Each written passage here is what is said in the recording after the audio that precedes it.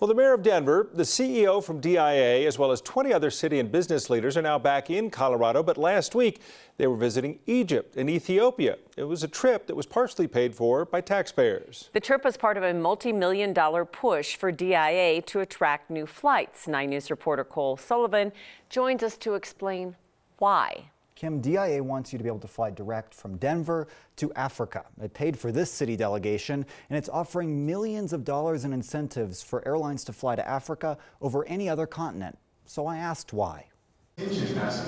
DIA really wants an African city listed on one of its departure boards. The airport says people here want to go there. But that is a big spot, a big glaring bald spot, if you will, that we don't have service to. And DIA thinks it's too tough to get to the continent now. City leaders would know. They just got back. You know, not everyone knows about our city, unfortunately, and all that it has to offer. So to share the highlights of Denver, the city says 21 people went on a trip to Ethiopia and Egypt last week.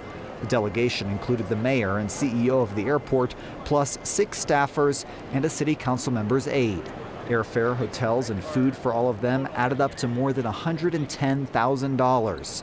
The airport paid about 3/4. City taxpayers kicked in the rest. Denver is often not the top choice for air service carriers based on demand and revenue potential alone, unfortunately. And that means we occasionally depend on these delegations. DIA has sent delegations to potential new destinations before, but it's doubling down on Africa. The airport says it'll pay airlines up to $8 million for a new direct route there, more than it offers for new flights to Europe, Asia, or South America, which also doesn't have any direct service. Is there any reason why Africa versus other destinations? Yes, it's because there is a business case for Africa. In addition, the airport says Denver's large Ethiopian population could contribute to leisure travel demand. But it says passenger demand alone won't be enough. And does it work? The delegations work? Absolutely. Tokyo is a really good example of that.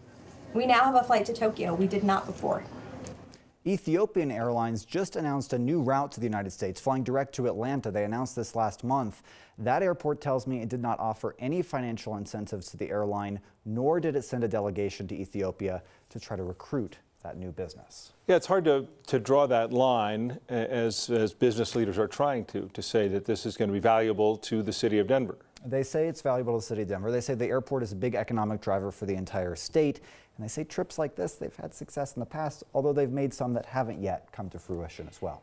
So, you know, I definitely, as you mentioned, there is a large Ethiopian population, but all these people go there and they kind of sell Denver? Is that what they do? Yeah, so they have nice dinners and pitch Denver? And they meet with the mayor of the capital of Ethiopia as well, and they try to sell Denver. Among the other guests on this delegation, the head of the Museum of Nature and Science, the head of the Visit Denver Alliance, and the Chamber of Commerce as well. Huh, okay. You could just send some, pamphlet? A pamphlet, some pictures. A website. I asked if they could connect virtually, because that was the same point. I mean, in this day and age with Zoom, so many people do so many interactions virtually. They said there's nothing that replaces a handshake. Sure. Okay. We'll see what comes of it. Yeah. Thank you, Cole.